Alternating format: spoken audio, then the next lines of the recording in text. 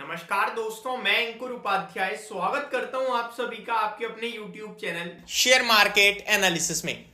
यहां पे आप सभी के साथ जो टॉपिक डिस्कस करने जा रहा हूं, इस पे मैंने आज से 2 महीने पहले भी वीडियो बनाई थी और जो स्टॉक्स डिस्कस करे थे ना, एक प्रेफर्ड पिक थी जिसमें फाइनल टारगेट तो छोड़ो, जो मेरे को बेस्ट लग रहा था, बेस्ट केस सिनेरियो में वो भी डन हो चुका है।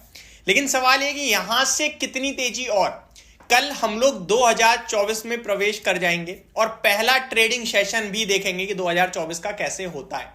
एफआईआई हमेशा तो लगता ये था कि दिसंबर 25 के आसपास या फिर साल के आखिरी हफ्ते में छुट्टी पे चले जाते हैं, अपने फाइनेंशियल ईयर एंड हो रहा होता है उनका, तो उसको एंजॉय करते हैं और उसी को एडजस्ट करते हैं। लेकिन इस बार उन्होंने दबा के खरीदारी करी है एंड में भी, और इसीलिए भारतीय बाजार रॉकेट हुए।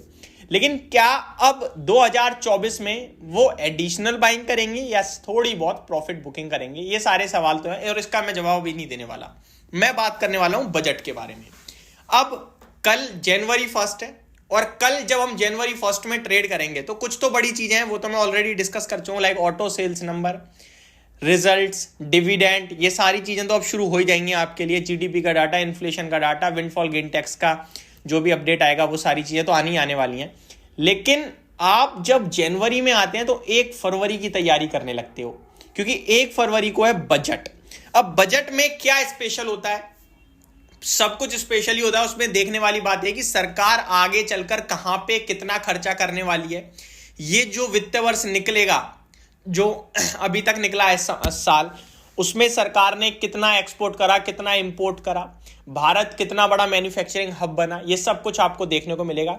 और सरकार जितना खर्चा करने वाली है आगे, उसमें से कितना पोर्शन कौन कौन से सेक्टर में डालने वाली है, ये सबसे इंपॉर्टेंट होगा। अब गवर्नमेंट जिस सेक्टर में पैसा लगाएगी उस सेक्टर में आपको भी पैसा लगाना है, क्योंकि फिर वहां पे ऑर्डर्स आएंगे आगे चलकर, और ऑर्डर आएंगे तो शेयर का प्राइस भागेगा। ऑर्डर्स में कितना दम होता है ये आपने इस साल अच्छे से देखा, चाहे वो बीईएल के रूप में देखा हो या एचएएल या एलएनटी के रूप में देखा हो।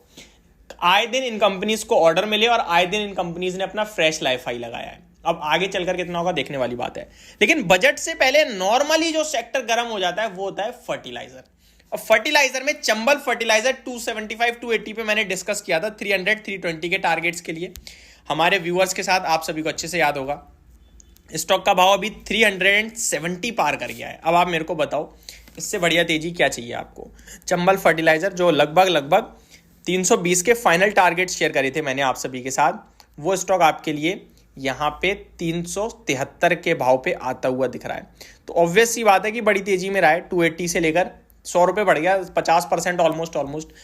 अब यहाँ से भी तेजी है क्या? देखिए इसमें जो ये ब्रेकआउट आ रहे हैं ना, ये अपने आप में कह रहे हैं कि और तेजी आ सकती है। स्टॉक 400 भी छू सकता है, 420 भी। फ्रेश एंट्री के लिए थोड़ी डिप का वेट करें तो बहुत ज़्यादा ही ऊपर आ गया है। मैंने इसका भाव नहीं देखा था वीडियो शुरू करने से पहले। और फर्टिलाइजर में एनएफएल भी है, वो तो लाइफ हाई लगा चुका है। तो इस हिसाब से चंबल को देखा जाए तो 450 होना चाहिए, क्योंकि उसका प्रीवियस स्विंग हाई 400 रुपये के समथिंग का है, वो ब्रेक करना चाहिए। आरसीएफ देखूं तो वो कहाँ ट्रेड कर रहा है, वो भी मैं आप सभी के साथ शेयर कर देता हूं, क्योंकि ये तीनों ही शेयर ऑलमोस्ट सिमिलर तरीके से चलते हैं। आरसीएफ ने भी फ्रेश हाई लगा दिया है और चंबल इस समय इन सब में सबसे सस्ता है। तो चंबल मेरे को लगता है कि मैं अभी तो कह रहा था कि और तेजी ऊपर आ गया है, वेट करना चाहिए। लेकिन मेरे को अभी बाकी के 2 चार्ट देखे मैंने जब आरसीएफ और एनएफएल के, तो मेरे को लग रहा है ये स्टॉक और ऊपर जाने की दम रखता है। लगभग 450 भी हो जाए तो कोई बड़ी बात नहीं है। तो चंबल फर्टिलाइजर एक स्टॉक है जो हमें 1 फरवरी तक ध्यान में और रडार में रखना है। दूसरे सेक्टर्स की बात करूं तो पानी से जुड़े हुए सेक्टर्स पे सरकार बजट में अनाउंसमेंट आती है, और इंश्योरेंस कंपनियों पे सरकार क्या कहती है देखने वाली बात है, क्योंकि लास्ट बजट में इनका पूरा खेल खत्म कर दिया सरकार ने, जिसके बाद इंश्योरेंस सेक्टर पूरा क्रैश हुआ था, आपको याद होगा। तो अब इस बार क्या आता है वो देखने वाली बात है। और ये जो 2024 है ना, ये फाइनेंशियल सेक्टर के नाम हो सकता है। इसमें आप ऐसी कंपनीज पे फोकस करना जो बाइक, ऑटो लोन, शॉर्ट में बोलूं तो ऑटो लोन पे फोकस करते हैं, और होम लोन पे तो सभी करते हैं, बट बड़ा रेवेन्यू उनका होम लोन से आता हो, मिड साइज या फिर वो 50 लाख से 1 करोड़ वाले घरों पे, क्योंकि डिमांड बहुत हैवी है और इंटरेस्ट रेट कट होंगे तो होम लोन सस्ते होंगे, तो वहां पे फोकस बन सकता है। तो ये मेरे को लगता है 2024 की थीम हो सकती है, जिसपे आपको नजर बना के रखनी है। बाकी फर्टिलाइजर में अभी मैंने जब आपके सामने एट द टाइम जब चीजें देखी तो मैं थोड़ा हिल गया, क्योंकि चंबल में 280 वाला सीधे 380 दिख रहा है मेरे को, 380।